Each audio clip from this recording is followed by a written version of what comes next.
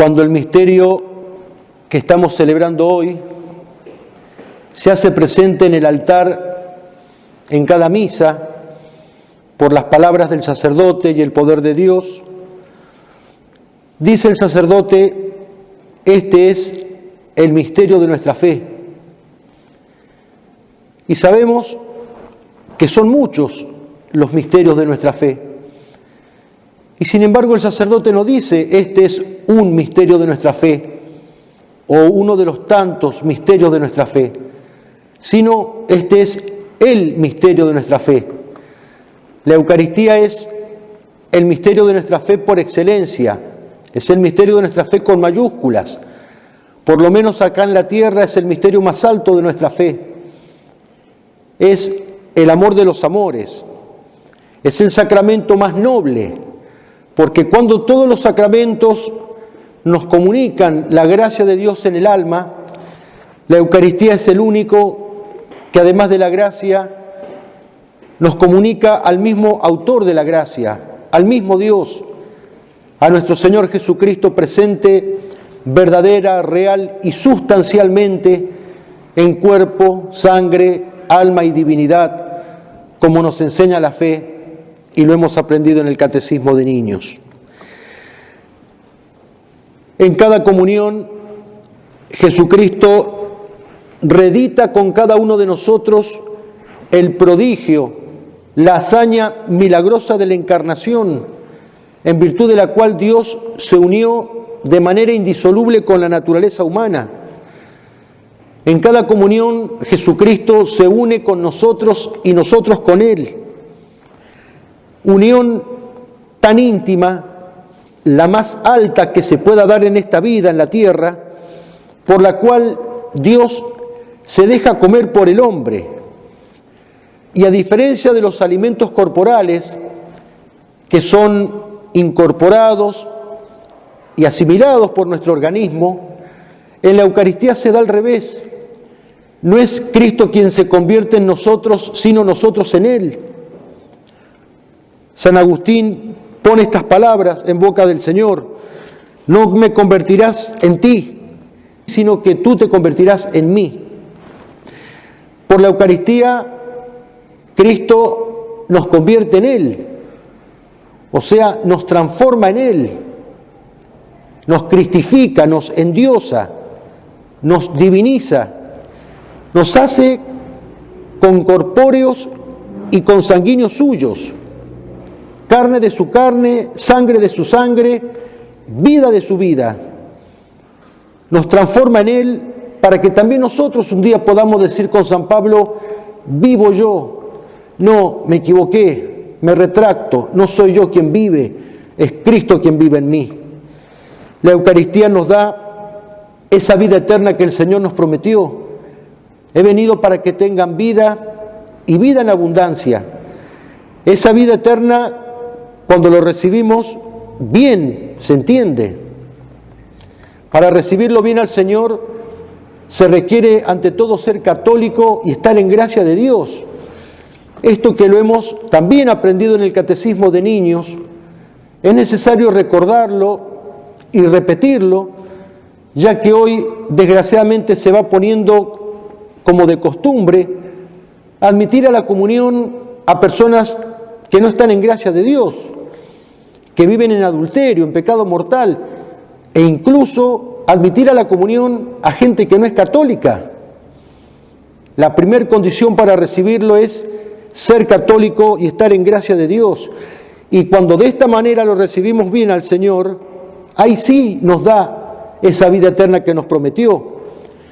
Pero ya en esta vida, y como anticipo de la vida eterna, nos da ese sensus Christi, ese sentido de Cristo que tuvieron los santos, esa experiencia de lo divino, esa perfecta sabiduría en el sentido más pleno y profundo de la palabra. Sabiduría que significa sabor, sapere, ese gusto por las realidades divinas, ese gusto por las cosas de Dios, esa sabiduría que ajusta nuestro proceder, nuestra conducta con lo que Dios nos pide. La Eucaristía nos da ese gozo inefable del alma, ante el cual palidecen todos los demás gozos, todos los demás sabores, gustos y deleites, porque nos da ese sabor exquisito por las cosas de Dios, que es infinitamente más sabroso que todos los gustos pasajeros de esta vida. Cuando venimos a la adoración al Santísimo y el sacerdote nos bendice precisamente con el Santísimo Sacramento del altar, reza una oración: panem de cielo prestitis eis, nos diste, Señor, el pan del cielo, y respondemos: omne delectamentum insiaventem, que contiene en sí todos los deleites, que contiene en sí todos los sabores. La Eucaristía contiene de modo prodigioso todos los deleites, todos los gustos, todos los sabores que la mente del hombre pudo ni podrá jamás imaginar. Sagrado banquete en el que se come a Cristo lleno de dulzura y suavidad. Qué dulce que es consumir a Jesús, decía Santa Gemma Galgani.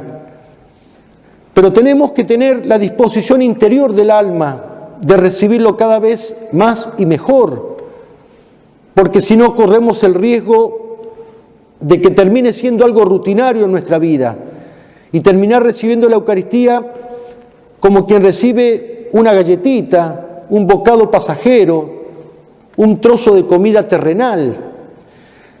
¿Por qué los santos han ido creciendo en el amor a Dios? Porque en cada comunión ponían el mayor fervor de su alma y trataban que esa comunión fuera más fervorosa que la anterior. La comunión eucarística es un medio que ha dejado Jesucristo para llevarnos al fin en esta vida, que es la comunión espiritual. Esa comunión espiritual que muchos de ustedes hace ya algunos meses vienen haciendo al no poder recibirlo a Cristo sacramentalmente. No hay modo de unión más perfecta entre el alma y Dios que la comunión espiritual y que la comunión sacramental que me lleva a la comunión espiritual.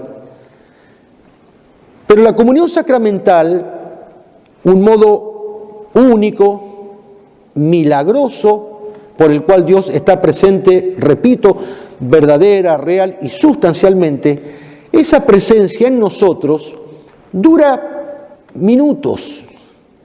Una vez que lo consumimos a Jesús, ¿cuánto tarda Jesús en estar ahí? Lo que tarda la hostia en disolverse. Cuando los jugos gástricos disolvieron la forma consagrada, la hostia consagrada, ya no está más Jesucristo verdadera, real y sustancialmente. Y queda su presencia espiritual en nosotros. Por eso la comunión eucarística, digo, me tiene que llevar de la mano hacia la comunión espiritual.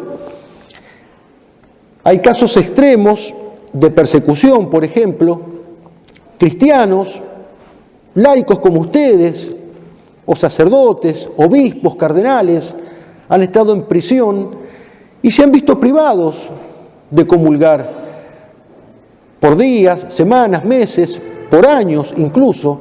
Se han visto, en el caso de sacerdotes, privados de celebrar la misa y sin embargo se han santificado y se han unido plenamente con Dios. Sin tener la comunión sacramental, han logrado la comunión espiritual. Pero eso es un caso extraordinario de unión. El modo ordinario de unir el alma con Dios que Cristo quiso fue a través de su cuerpo, sangre, alma y divinidad presente en la Eucaristía. Pero insisto en que hay que recibirla cada vez con mayor devoción. De lo contrario, estaríamos teniendo comuniones rutinarias y no se lograría el fin de la comunión eucarística, que es la comunión espiritual, o al menos la comunión espiritual plena. Eso explica por qué muchas veces se da que han pasado los años, hemos crecido físicamente, biológicamente, y podemos contar cuántas comuniones he recibido desde que la tomé por primera vez de niños hasta ya siendo adultos. Cientos, miles, y no he alcanzado la santidad. Algo ha fallado ahí. ¿Quién falló? ¿Jesucristo? Obviamente que no. La falla está en el receptor, la falla está en nosotros. Y por eso insisto por tercera vez que cada comunión que recibimos tenemos que pedirle al Señor que sea con mayor fervor que la anterior. Ese fue el secreto por el cual los santos alcanzaron la santidad. Todos ellos. San Ignacio de Antioquía, obispo y mártir, les escribía a los primeros cristianos de Roma una carta de despedida cuando él iba rumbo al martirio. En ese testamento póstumo les decía: no me importa morir, no encuentro gusto en el alimento corruptible ni en las alegrías de esta vida. Lo que quiero es el pan de Dios, que es la carne de Cristo, el Hijo de la Virgen, y por bebida su sangre, que es el amor incorruptible. ¿Qué han hecho los santos para unirse plenamente con Dios? Para decir esto que citábamos con San Pablo: ya no vivo yo, es Cristo quien vive en mí. ¿Cómo han hecho los santos para que Cristo viva en ellos? Para que sea Cristo quien piense a través de la inteligencia de ellos. Para que sea Jesucristo quien ame a través del corazón de ellos. Han hecho de su alma el receptáculo perfecto, el pesebre perfecto, el tabernáculo perfecto, donde Dios logre esa simbiosis misteriosa entre el alma y Él. Y por eso es importantísimo, y sobre todo en estos tiempos, en este contexto social, político y eclesial que se vive y que vive todo el mundo, es importantísimo a la hora de ponerle mayor devoción a nuestras comuniones, tener en cuenta el modo con el cual recibimos al Señor. Porque cuando el catecismo pregunta cómo hemos de recibirlo, responde que hemos de recibirlo con piedad, con devoción y con decoro.